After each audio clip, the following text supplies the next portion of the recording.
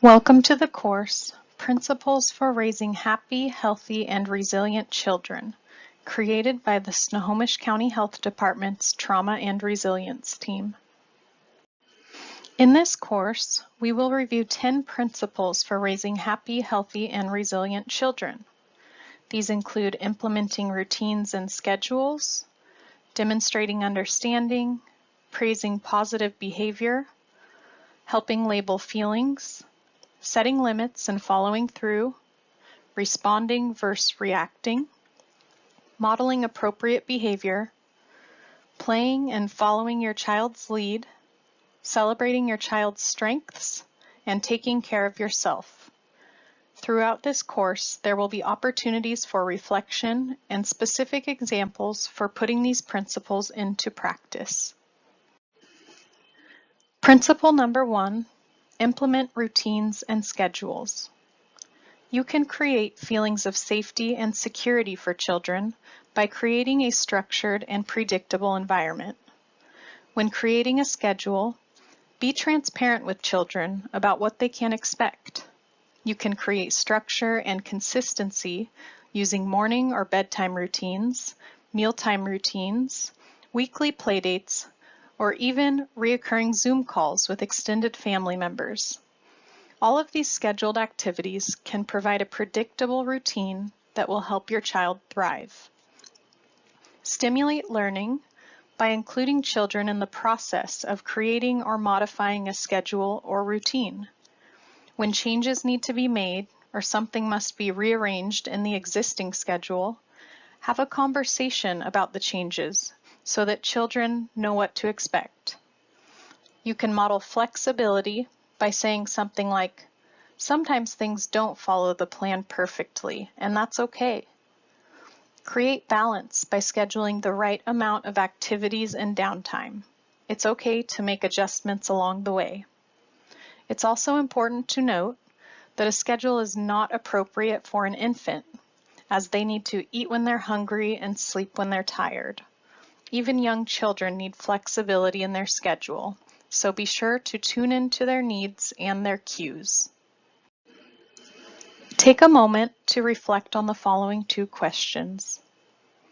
What are some ways you already implement schedules and routines with your child or children? Can you think of opportunities to introduce new schedules and routines with your child or children? Principle number 2, demonstrate understanding.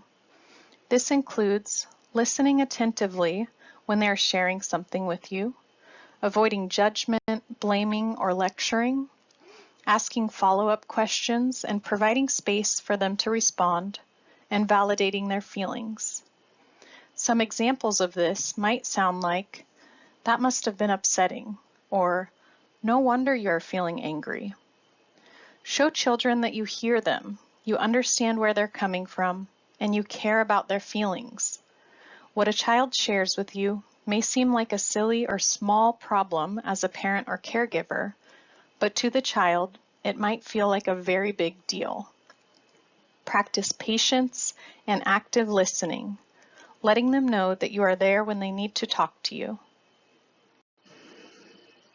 Take a moment to pause and reflect on some of the ways that you demonstrate understanding with your child or children. Principle number 3, praise positive behavior. Notice when your children are doing something well and praise their positive behavior often. When you are providing feedback to your child, try your best to make the feedback specific. It's important that you take time to recognize and acknowledge when your child behaves appropriately. If children are only given attention when they're exhibiting unwanted behaviors, they are likely to exhibit more of those behaviors. If your child is doing an activity like creating an art project, solving a puzzle, learning to play music, or participating in a sport, and you see that they are struggling, it is important to provide encouragement and praise them for their effort. Celebrate partial successes and remind them that they are developing skills through practice. Try to use a ratio of 5:1 for positive to negative or neutral interactions. This means for every 1 negative or neutral exchange, aim for 5 positive interactions with your child. Here are some examples of specific feedback and praise. Great job brushing your teeth before bed. You worked so hard on your homework. I'm proud of you. Thank you for being so helpful and cleaning up your toys.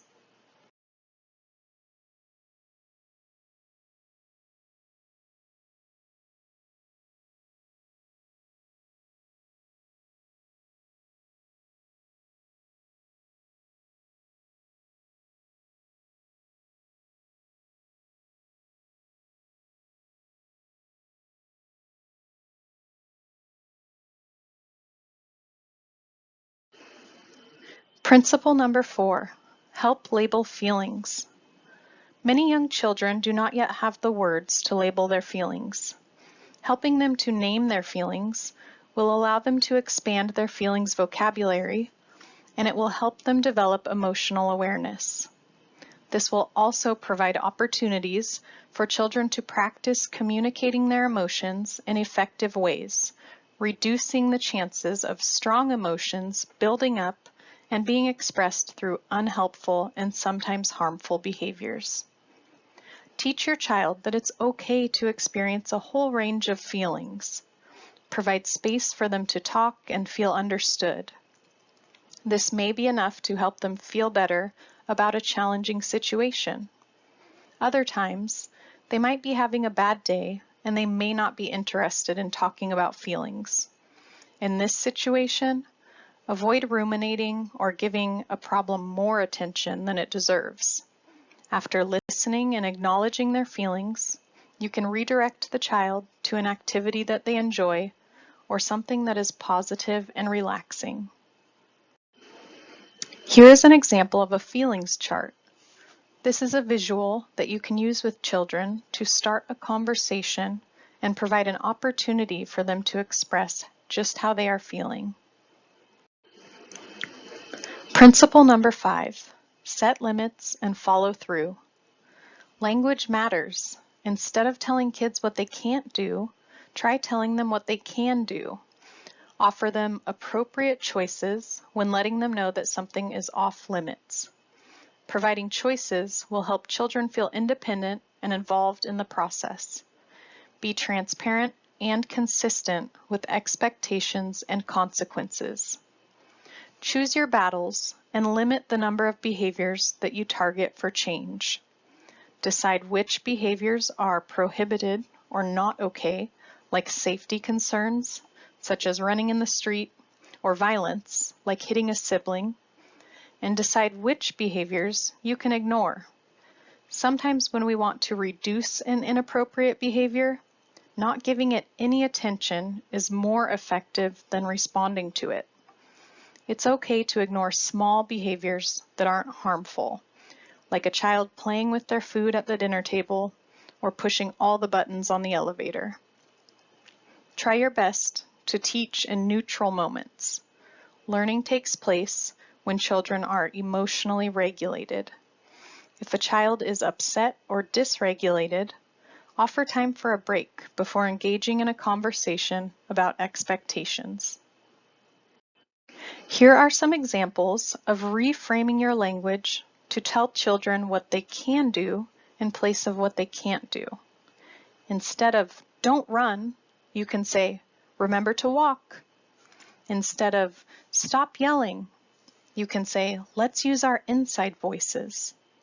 Instead of "no hitting," you can say "you must be very upset. How can you express that without hurting others?" Instead of "don't climb the shelf," you can say "let's climb on the playground instead. It's not safe to climb on the furniture." Principle number 6, respond versus react. If your child is doing something that they shouldn't be doing, like a temper tantrum in the grocery store, pause yourself and try to remain calm. Notice your own stress level and try your best to take a deep breath before you react. Instead of yelling at your child and saying, "Stop that," or "No," try to first acknowledge and name your child's feelings. Give them some options to calm down or take a break, and redirect them by asking them what they need. You can provide appropriate options in this situation, such as, "Do you want to go to the car?" or "Do you need a drink of water?" Avoid shaming your child. Instead, help them learn how to communicate what they're feeling and what it is they need in the moment. Try using the HALT method when you are responding to your upset child. This acronym stands for hungry, angry, lonely, and tired. You can ask them questions such as, "Are you hungry? Do you need a hug?" Or "Did you get enough sleep?" This provides an opportunity for your child to communicate what they are experiencing, and it can help you understand what it is that they need in that moment. Principle number 7, model appropriate behavior. You may have heard the phrase, "caught, not taught." This refers to the learning that takes place through modeled behaviors and attitudes. Parents may sometimes assume that when a child is behaving inappropriately, that they are doing it on purpose. However, when appropriate behavior has not been modeled for the child, they may not understand what is expected of them in a situation. Children should be taught and shown specific behavioral expectations for each activity and routine performed throughout the day. Explain in an age-appropriate way why a child should be doing something.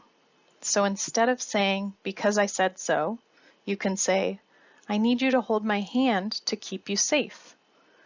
Depending on the age of the child, you may go on to say, "I don't want you getting lost at this busy mall," or "I don't want that car to hit you because the driver can't see you."